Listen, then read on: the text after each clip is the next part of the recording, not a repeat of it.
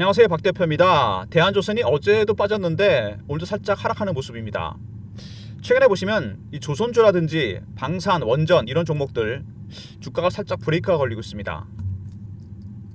그동안 3,000포인트를 만들었던 주역이었는데 글쎄요, 고평가 얘기가 나오고 있습니다. 너무 많이 오른 거 아니냐. 좋은 건 알겠는데 실적 대비 너무 많이 간 거 아니냐. 그래서 뭐 2배 하락에 베팅하는 상품도 나왔다 그럽니다. 방산간저 같은 경우는 호재는 나왔는데 주가가 추가적으로 더 가지 못하는 모습입니다. 일단 대표적인 종목 하나오션을 좀 보면은요, 주가가 살짝 브레이크가 걸리는 모습이 있죠. 그 다음에 두산 에너비리티 최근에 한번 급락이 나왔습니다. 그리고 하나 에어로스페이스 마찬가지로 옆으로 누워있는 모습이죠. 왜 이런 모습이 나타났냐. 물론 대한조선은 좀 예외이긴 합니다. 상장한 지 얼마 안 된 종목입니다. 예외긴 한데 IPO 종목이기 때문에 기존에 뭐 신용이나 담보대출 매물이 별로 없습니다. 그래도 최근에 조선 방산 원전의 기세가 꺾이면서 머니무브가 일어나고 있죠. 어디로 가고 있을까요? 금리 인하를 상정하고서 돈이 움직이고 있습니다. 이게 굉장히 중요한 부분인데, 금리가 내려가게 되면 여러분 전통적인 제조주보다는 IT나 바이오, 중소형주가 갑니다. 왜? 대출 부담이 많거나 금융비용이 높은 기업들, 빚이 많은 기업들이 가게 돼 있습니다. IT나 바이오는 R&D 투자를 많이 합니다. 당연히 돈이 많이 들어가죠. 그래서 그런 종목 쪽으로 베팅을 하고 있습니다. 이미 7월 달부터 기관 외국인들은 일부 물량을 정리해서 그쪽으로 갔습니다. 조방원을 조금씩 정리하기 시작했다는 얘기죠. 물론 그렇다고 다 파는 건 아닙니다. 하지만 상반기 같지는 않습니다. 대한조선 상장하고 나서 한 달, 2달 지나고 이런 일이 벌어졌는데 좀 다르죠. 대한조선은 색깔이. 왜냐? 대한조선은 여러분 먼저 품절주입니다. 유통물량이 없습니다. 12%밖에 없어요.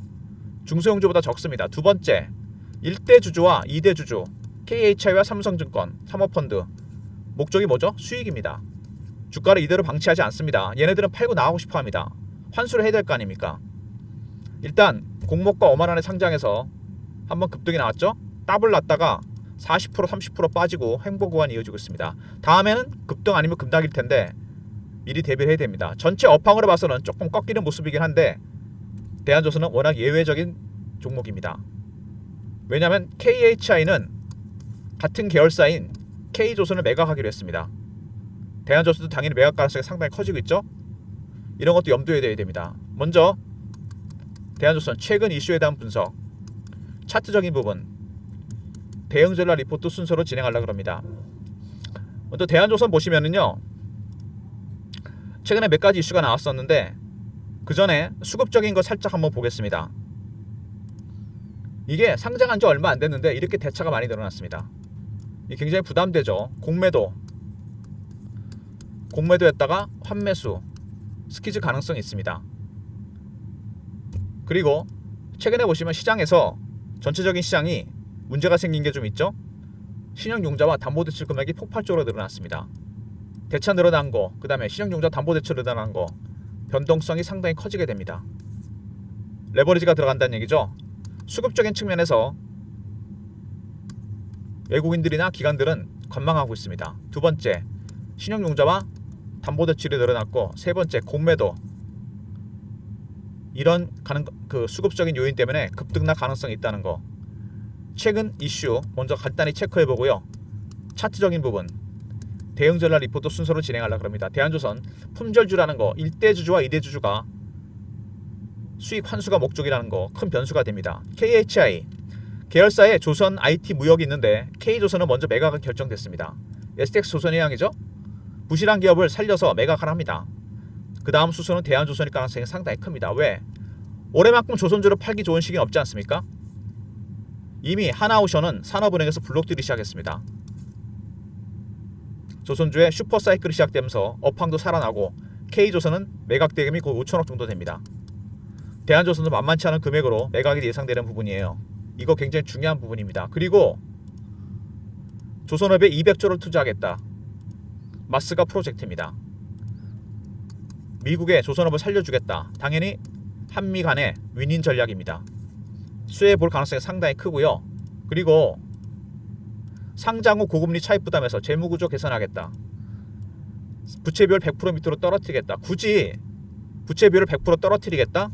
일반적으로 상장하면 제조업체들은 시설 투자를 합니다. 돈으로, 그 돈으로. 근데 얘는 빚부터 갚겠다 그랬습니다. 왜?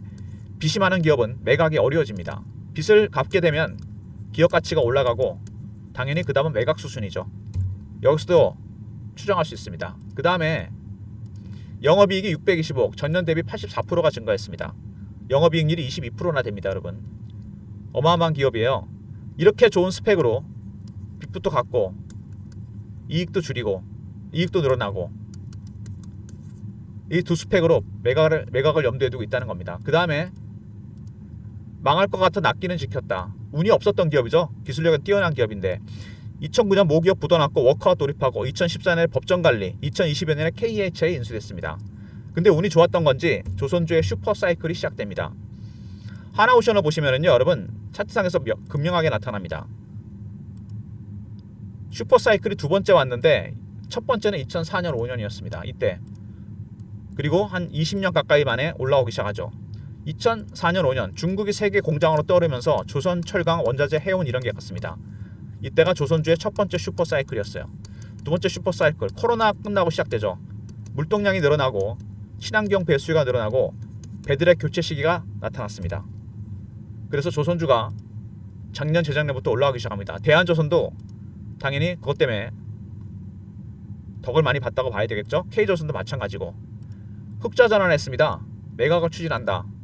우선협상자 지정 매각 대금 5천억. 다음 수순은 당연히 제가 보기에는 대한조선이 될 거라고 보고요.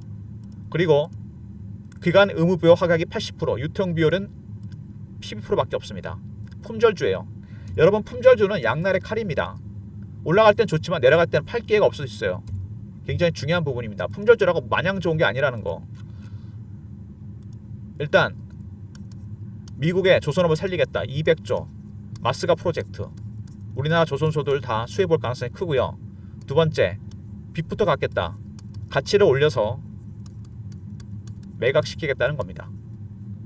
세 번째, 영업이익이 84%나 증가했죠. 이거 여러분 두 가지 스펙으로 목적은 결국 팔겠다는 겁니다. 그리고 2022년에 KH에 인수됐죠.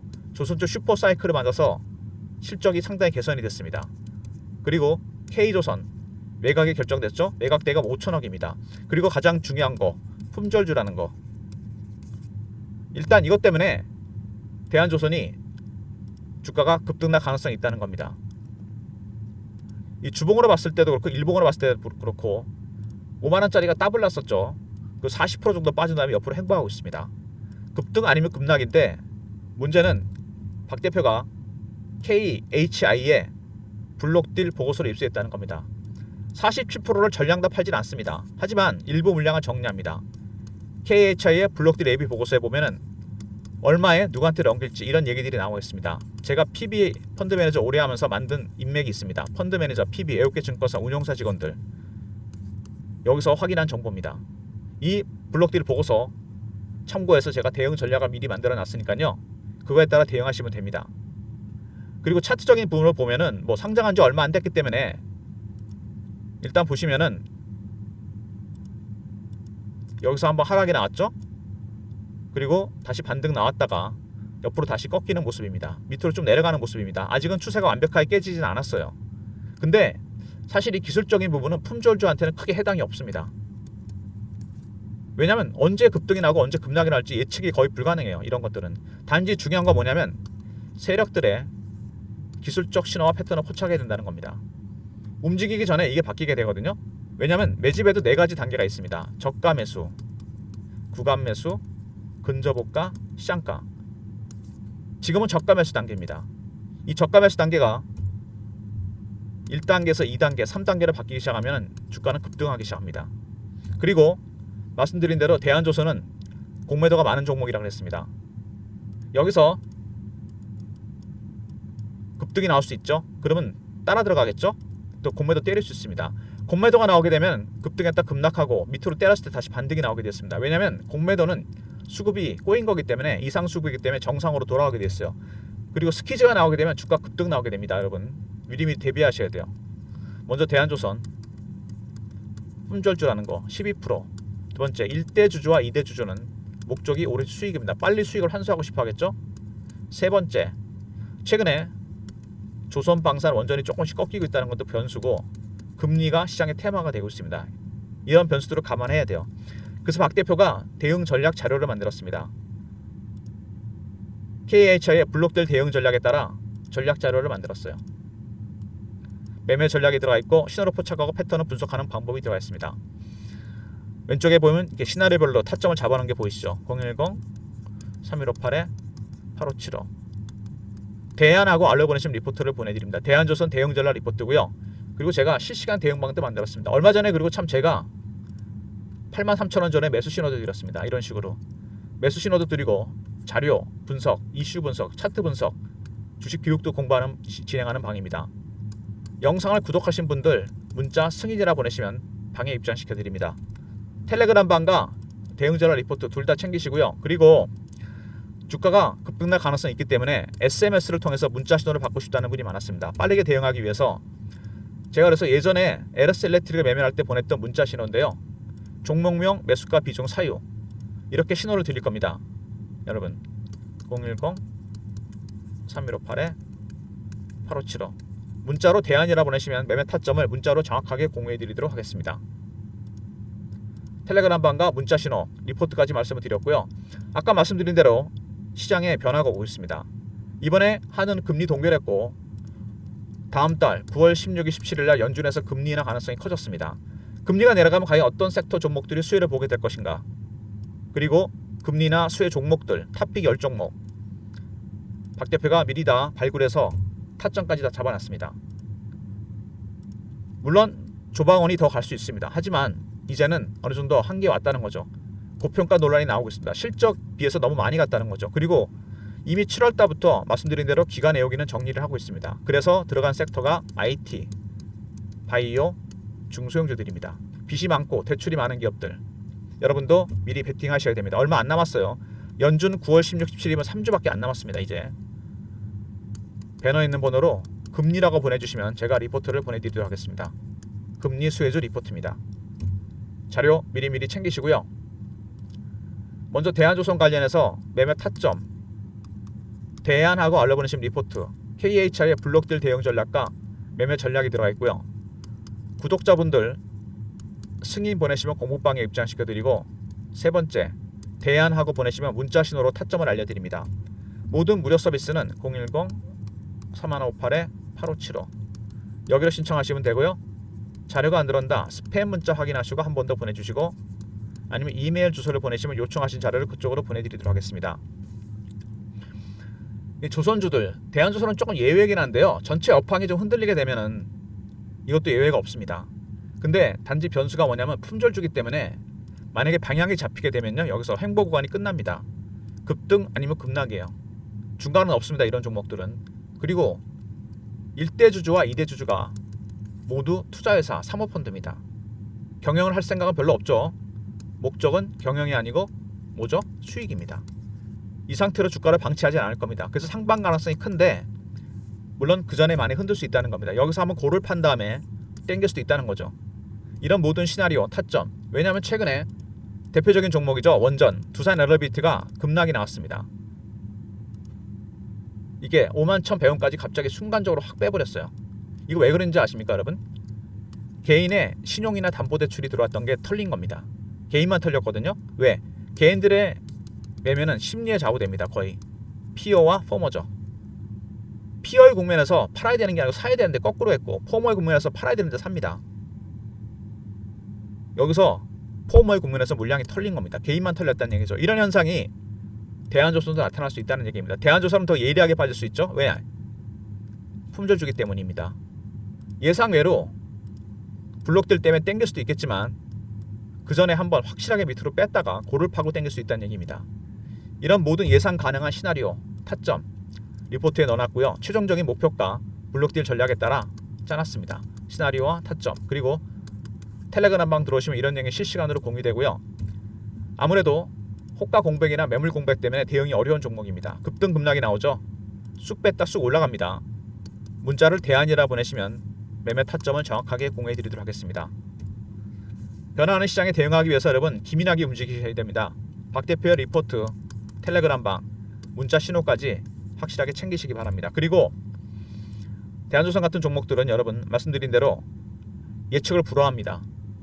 유통 물량이 여러분 12%밖에 없다는 건요. 이건 완전히 뭐 중소형주보다 더합니다. 거기다가 1대주주, 2대주주 모두 수익이 목적이고 빨리 환수하고 싶어 합니다. 여기서 주가를 방치하지 않습니다. 하지만 그렇다고 무조건 덥석 들어가면 안 됩니다. 말씀드렸죠? 고를 팠다 올릴 수도 있다는 거. 혼자 대응하기 힘든 종목이니까 미리미리 박 대표의 대응 전략들 확인하시고 대응하시기 바랍니다. 영상은 이 정도로 마무리하겠습니다. 좋아요, 구독 부탁드리고요. 구독하신 분들 여러분 문자 승인 보내시면 박 대표가 텔레그램 방 입장과 동시에 금리 리포트 보내드립니다. 따로 리포트 원하시는 분들 문자 금리 보내시면 수혜주 리포트 보내드립니다. 탑픽 10종목 꼭 확인하시기 바랍니다. 참고로 여러분 미국의 100조짜리 헤지펀드가 우리나라 들어왔는데 이번에 얘네들이 베팅한 종목 중에 조방어는 없다는 겁니다. 당연히 IT, 바이오, 중소형주입니다. 임박했으니까 여러분 얼마 안 남았습니다. 미리 꼭 선침해 하시기 바랍니다. 좋아요, 구독 부탁드리고 박 대표 인사드립니다. 감사합니다.